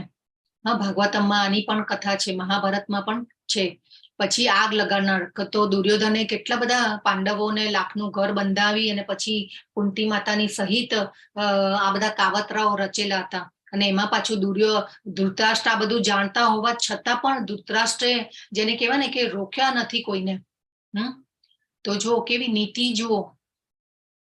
તો આ બધો પછી એક ચોર, તો શકુનીએ પાસાની રમતમાં છેતરપિંડી કરી અને બધી સંપત્તિ લૂંટી લીધી હતી. કૌરવોએ પાંડવોની જમીન પર કબજો જમાવ્યો હતો. દ્રૌપદીજીને પાસાની રમત દરમિયાન આપણે ધૃત કીડા અપહરણ કરવાનો પણ પ્રયાસ કર્યો હતો. જયદ્રથે કર્યો હતો. જયદ્રથ એટલે આપણે જ્યાં દુર્યોધન અને કૌરવોની એક બહેન પણ હતા, દુશલા, અને દુશલાના પતિ જયદ્રથ. તો એને જયદ્રથે દ્રૌપદીજીનું અપહરણ કરવાનો પણ પેંતરો રચેલો હતો. તો આવા આતતાઈઓને મારવામાં શાસ્ત્ર કે છે કે કોઈ પાપ નથી. તો આ બધા આતતાઈઓ કૌરવો એટલે ભાઈ ભગવાનને તો ભાઈ આ બધાને સબક તો શીખવાડવો પડે ને, કે નહીં તો પછી જેને કહેવાય ને કે સમાજમાં જો સારું જીવવા વાળા લોકો હોય એ કેવી રીતે જીવી શકે? તો આ બાજુ સેના ગોઠવાઈ ગઈ છે. આ બધું દુર્યોધન દ્રોણ પાસે આવ્યો અને મેણા ટોણા માર્યો. પછી બીજા બધાના વખાણ કર્યા અને પછી ભીષ્મ પિતામહ પાસે જાય છે કે ભાઈ હવે ભીષ્મ પિતામહના હું વખાણ કરું કે મારી સાથે જોડાયેલા રહે યુદ્ધમાં. તો ભીષ્મ પિતામહ જે છે એમનો શંખ ફૂંકી અને શરૂઆત કરી દે છે. અને એ દુર્યોધન પુત્રની જેને કહેવાય ને કે જે મનોદશા જે છે એને જાણી જાય છે કે ભાઈ અત્યારે દુર્યોધનની દશા કેવી છે, ભયમાં આવ્યો છે. એને એ મને કાંઈ ગમે તેમ બોલે એના કરતા હું શંખ ફૂંકી અને શરૂઆત કરી દઉં. તો ભીષ્મ પિતામહ પહેલા શંખ ફૂંકે છે અને આ બાજુ અલગ અલગ શંખ ફૂંકાય છે, ભગવાનનો શંખ ફૂંકાય છે. અને આ બધું શંખ ફૂંકાઈ અને ધૃતરાષ્ટ્ર આ બધા ભગવાનનો દિવ્ય શંખ ફૂંકાયો, પંચજન્ય નામનો ભગવાનનો શંખ ફૂંકાયો અને એ તો દિવ્ય હતો શંખ. અને આ જે ધૃતરાષ્ટ્રના પુત્રો જે છે કૌરવો એ ભય પામ્યા છે. શાસ્ત્રમાં એવો ઉલ્લેખ ક્યાંય નથી કે ભાઈ પાંડવો ભય પામ્યા હોય, પરંતુ દુર્યોધન કૌરવો જે છે એ બધા ભય પામી ગયા છે. તો આ ભય કેમ પામ્યા? હવે આપણને બધાને ખબર છે કે ભાઈ આપણે જાણીએ છીએ કે યુદ્ધ પાંડવો જીતી ગયા હતા. તો આ પાંડવોના જીતનું કારણ શું છે? કારણમાં શું શું છે? કોણ કહેશે? પ્રીવિયસ બેચના પાર્ટિસિપન્ટ્સ ને બધાને ખબર હશે પાંડવોની જીતના કારણો કયા છે? કપિધ્વજ, પછી અગ્નિ દ્વારા અપાયેલો રથ, ગાંડીવ ધનુષ્ય, ધર્મક્ષેત્રની જગ્યા, ભગવાન સાથે હતા એ, અને મોક્ષદા એકાદશીનો દિવસ હતો. હા, ખૂબ સરસ ભાવિતા માતાજી. હા, તો જો આપણને બધાને ખબર છે કે ભાઈ પાંડવો યુદ્ધ જીતી ચુક્યા છે. તો એ જીતના પણ કારણો હતા. શું કારણો હતા? તો પહેલું કારણ છે ધર્મક્ષેત્ર. આપણે જાણ્યું કે ધર્મક્ષેત્ર ઉપર એ જ્યાં ધર્મની સાઈડથી જે પણ યુદ્ધ કરશે એનો વિજય થશે. તો પાંડવો ધર્મની સાઈડ હતા અને કૌરવો અધર્મની સાઈડ હતા. એ પછી દિવ્ય રથ, તો દિવ્ય રથ જે છે એ અગ્નિ દેવતાએ આપેલો હતો અર્જુનજીને. એ પછી આવે છે કપિધ્વજ. તો જો અહીંયા ધ્વજ ઉપર કપી હનુમાનજીનું ચિત્ર છે. ચલો કોણ કહેશે હનુમાનજી કેમ છે ભગવાનની સાથે? હરે કૃષ્ણ. નવા પાર્ટિસિપન્ટ્સ માંથી કોઈને કંઈ કહેવું હોય તો? હનુમાનજી કેમ છે ભગવાનની સાથે? રથની રક્ષા કરવા માટે. હા, રથની રક્ષા કરવા માટે. પછી ઓકે, બીજા કોઈને કઈ કેવું છે? ઓકે, પ્રીવિયસ બેચના પાર્ટિસિપન્ટ્સ કોઈને કેવું છે કઈ? હનુમાનજી કેમ છે? ત્રેતા યુગમાં રામ ભગવાન સાથે હતા. અત્યારે કૃષ્ણ ભગવાન છે એ જ રામ ભગવાન છે, એટલે હનુમાનજી જ્યાં રામ હોય ત્યાં રહેવાના જ છે. યસ, હા, ખૂબ સરસ. તો ભગવાન જે ત્રેતા યુગમાં રામના અવતારમાં પ્રગટ થયા હતા ભગવાન આ ધરાતલ ઉપર, ત્યારે હનુમાનજીએ ભગવાનની સેવા કરેલી.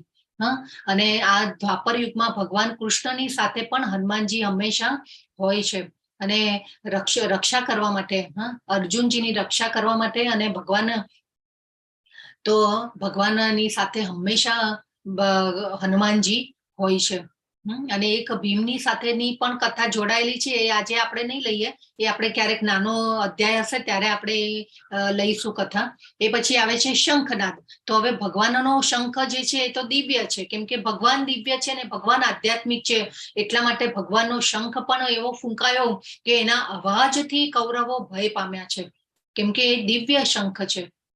એટલે એ પણ એક જીતનું કારણ હતું. એ પછી આવે છે ગાંડીવ. ગાંડીવ ધનુષ્ય. તો એ ગાંડીવ ધનુષ્ય પણ કોને આપેલું છે? ઇન્દ્રજીએ આપેલું છે. અને પશુપશાસ્ત્ર જે છે એ શંકરજીએ આપેલું છે અર્જુનજીને. તો એવા 2 ધનુષ્ય બાણો પણ એમની સાથે હતા. ગાંડીવ ઇન્દ્રજીએ આપેલું છે. જ્યારે સ્વર્ગ ઉપર ચડાઈ કરી યક્ષોએ, ત્યારે યુદ્ધ જીતી અને પછી ઇન્દ્રજીએ ખુશ થઈ અને અર્જુનજીને ગાંડીવ ધનુષ્ય આપેલું છે. એ પછી આ ત્યક્ત જીવિતા એટલે કે નેગેટિવ પ્રિડિક્શન દુર્યોધને કરેલું, એ આપણે જોયું. પછી એ દિવસ આવે છે મોક્ષદા એકાદશી હતી, કે મોક્ષદા એકાદશી એ દિવસે, અને યુદ્ધમાં જેટલા પણ લોકો હણાયા એને ભગવાને મુક્તિ આપી છે, મોક્ષ આપ્યો છે ભગવાને. અને કહેવાય છે કે 64 કરોડ લોકો યુદ્ધમાં મૃત્યુ પામ્યા હતા, અને ભગવાને બધાને મોક્ષ આપ્યો છે. એ પછી આવે છે ભાગ્યલક્ષ્મી. તો ભાગ્યલક્ષ્મી એટલે કે માધવ કહીને એક શ્લોકમાં અર્જુનજી સંબોધન કરે છે ભગવાનને. તો માધવ એટલે ભાગ્યલક્ષ્મી, લક્ષ્મીજીના, ભગવાનના સહચરી છે લક્ષ્મીજી. અને હંમેશા શ્રી હંમેશા સાથે હોય છે ભગવાનની. તો એ વિજયનું પણ એક કારણ હતા. અને ઋષિકેશ, તો ઋષિકેશ કેમ કયા છે ભગવાને?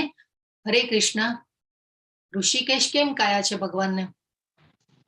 ઇન્દ્રિયોના સ્વામી. ઇન્દ્રિયોના સ્વામી છે ભગવાન. અને ભગવાને અહીંયા અર્જુનજીની ઇન્દ્રિયોને કંટ્રોલ કરી છે. તો તમને બધાને ક્વેશ્ચન થશે કે ભાઈ અર્જુનજીની ઇન્દ્રિયોને કંટ્રોલ કરી છે ભગવાને, તો કેમ અર્જુનજીની પાસે અર્જુનજી તો અનેક યુદ્ધો આ પહેલા પણ જીતી ચુક્યા છે.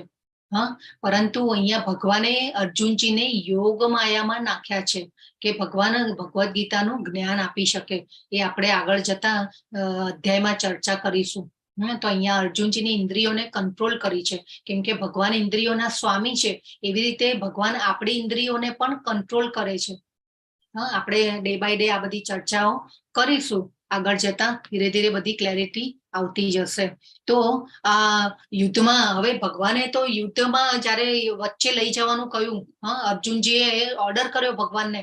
ભગવાન જે છે અર્જુનજીના સારથી છે, અને આ ભગવાનને ઓર્ડર કર્યો કે ભાઈ મારો રથ વચ્ચે લઈ જાઓ, કે આ દુર્યોધનની સાથે કોણ કોણ જોડાયું છે એવું બધું મારે જોવું છે.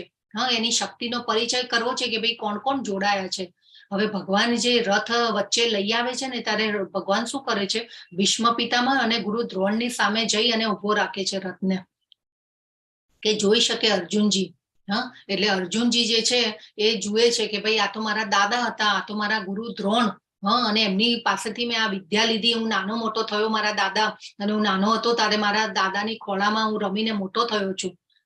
અને આવા દાદા, ગુરુ દ્રોણ, એમ ભાઈઓ, કુટુંબ, સગાવાલાઓને જોઈ અને અર્જુનજીને જે છે ને, જેને કહેવાય ને કે મૂંઝવણમાં મુકાય છે, કે ભાઈ આ બધા તો મારા સગાવાલા છે, હું આ બધાની સાથે હું લડીશ કેવી રીતે? તો એમના અંગો કંપન થાય છે, મોં સુકાઈ જાય છે, આખું શરીર ધ્રુજી રહ્યું છે, રૂંવાડા ઉભા થઈ જાય છે, અને હાથમાંથી ગાંડીવ ધનુષ્ય સરકી જાય છે, ત્વચામાં બળતરા થાય છે, અને ઉભા રહેવા માટે પણ એ અસમર્થ થઈ જાય છે.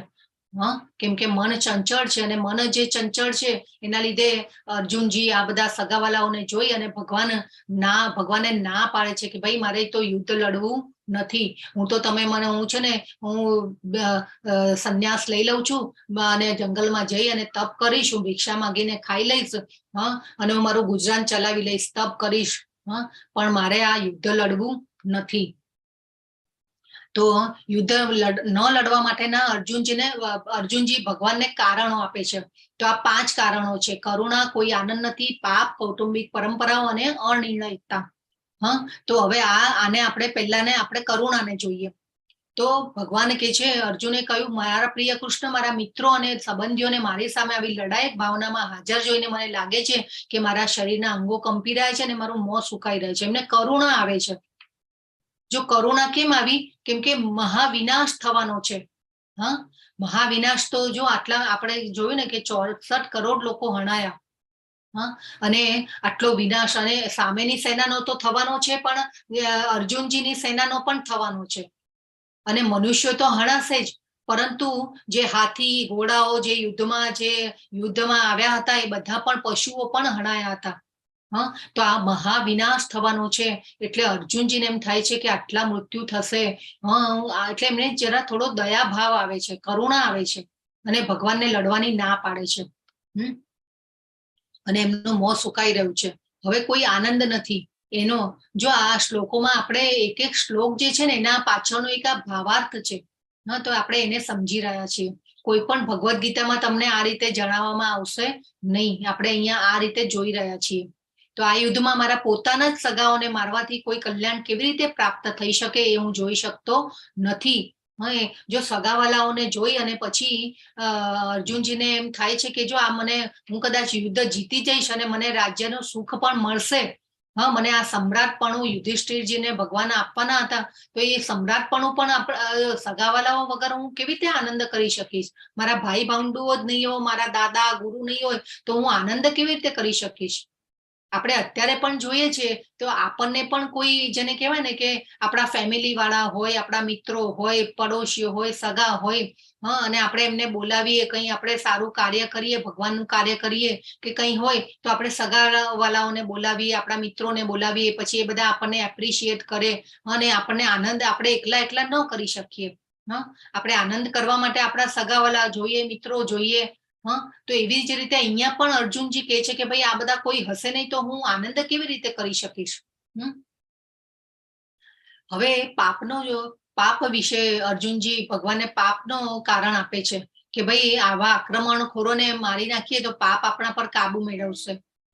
જો અહીંયા આ શ્લોકમાં એક અહીંયા શબ્દ છે, સ્વજનમ હિ કથમ હત્વા સુખિન શ્યામ માધવ.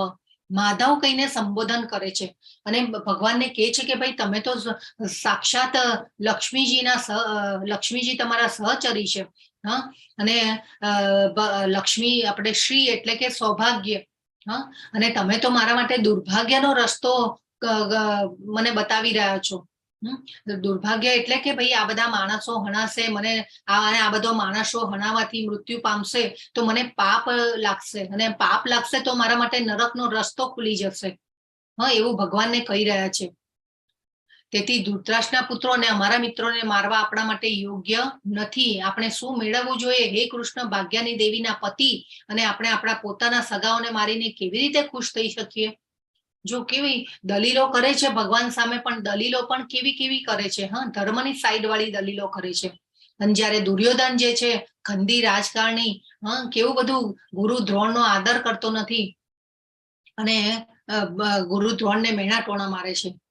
એ પછી આવે છે 5 કૌટુંબિક પરંપરાઓ. તો આ રાજવંશનો જે વિનાશ થશે, શાશ્વત કુટુંબ પરંપરાનો નાશ થયા, બાકીનું કુટુંબ અધાર્મિક પ્રથામાં સામેલ થઈ જાય છે. હવે આપણે જોઈએ કે યુદ્ધમાં પુરુષો જાય અને યુદ્ધ પુરુષો લડે. હવે પુરુષો જો હણાય અને પુરુષો મૃત્યુ પામે તો સંસ્કાર સિંચન કરવા વાળા જે વડીલો હોય ઘરમાં એ ન હોય તો બાકી કોણ બચે? સ્ત્રીઓ બચે. હવે સ્ત્રીઓ જે હોય બહુ કોમળ સ્વભાવની હોય, કોઈની પણ વાતમાં આવી જાય, નાના બાળક જેવું મન હોય અને કોઈની પણ વાતમાં આવી જતી હોય. હવે ઘણીવાર પછી એ સ્ત્રીઓ કોઈની વાતમાં આવી જાય અને પછી અધર્મ જો કરે હા, તો પછી જે પ્રજા હોય તો એ કેવી ઉત્પન્ન થાય? વર્ણશંકર પ્રજા ઉત્પન્ન થાય. હવે વર્ણશંકર પ્રજા ઉત્પન્ન થાય તો સમાજમાં સારી પ્રજા હોવી એ જરૂરી છે. હા, સમાજમાં કાયદો વ્યવસ્થા બધું જળવાય એના માટે સારી પ્રજા હોવી પણ જરૂરી છે ને, સંસ્કારિતા વાળી પ્રજા. નહીં તો પછી જેને કહેવાય ને કે આવા કૌરવો જેવા હોય, હા, આતતાઈઓ, તો પછી સાચી રીતે જીવવા વાળા લોકો કેવી રીતે જીવી શકે?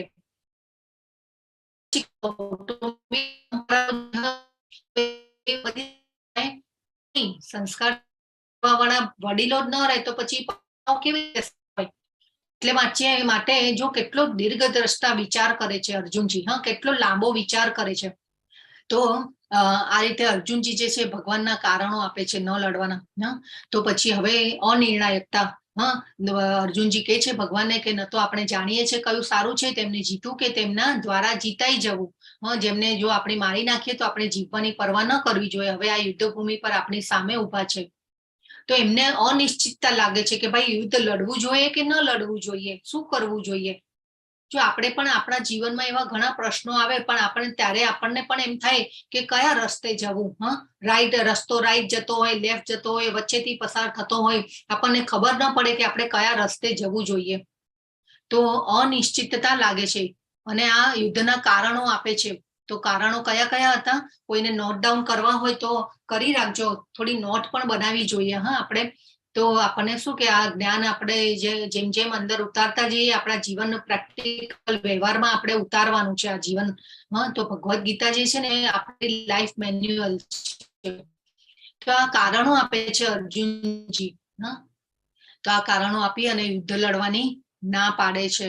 હા, તો ભગવાન જે છે આવતીકાલના અધ્યાયમાં ભગવાન આ ન લડવાના કારણો જે અર્જુનજી આપ્યા એના જવાબો આપશે ભગવાન. અને કાલે જે છે ને એ ભગવાનની એન્ટ્રી થવાની છે. આપણે જેમ કેવું મૂવી હોય અને એમાં હીરોની એન્ટ્રી થાય, તો એવી રીતે ભગવાનની એન્ટ્રી કાલે થવાની છે. આપણે આવતીકાલના અધ્યાયમાં આપણે એવા ભગવાન વિશે જાણીશું. હા, અને ભગવાનને જાણીશું અને ભગવાન આ ન લડવાના કારણોના જવાબ આપશે. તો બધા જોડાયેલા રહેજો અને શું જવાબ આપે છે ભગવાન એ આપણે જોઈશું કે આના જવાબમાં ભગવાન શું કહે છે. તો આજના આ સાથે આપણો આજનો અધ્યાય જે છે એ પૂર્ણ થાય છે. વાંછા કલ્પતરુભ્યશ્ચ કૃપા સિંધુભ્ય એવ ચ પતિતાનાં પાવનેભ્યો વૈષ્ણવેભ્યો નમો નમઃ. અનંત કોટી વૈષ્ણવ વૃંદ કી જય. ભગવદ ગીતા કી જય. શિલા પ્રભુપાદ કી જય. હરે કૃષ્ણ કૃષ્ણ કૃષ્ણ હરે હરે, હરે રામ રામ રામ હરે હરે. હરે કૃષ્ણ બધાને. હરે કૃષ્ણ. હરે કૃષ્ણ. યસ, ખૂબ સરસ. માતાજી. આપણી સાથે હરે કૃષ્ણ. આપણી સાથે પાર્થ પ્રભુ પણ જોડાયા છે. યસ પાર્થ પ્રભુ, હરે કૃષ્ણ. હરે કૃષ્ણ માતાજી.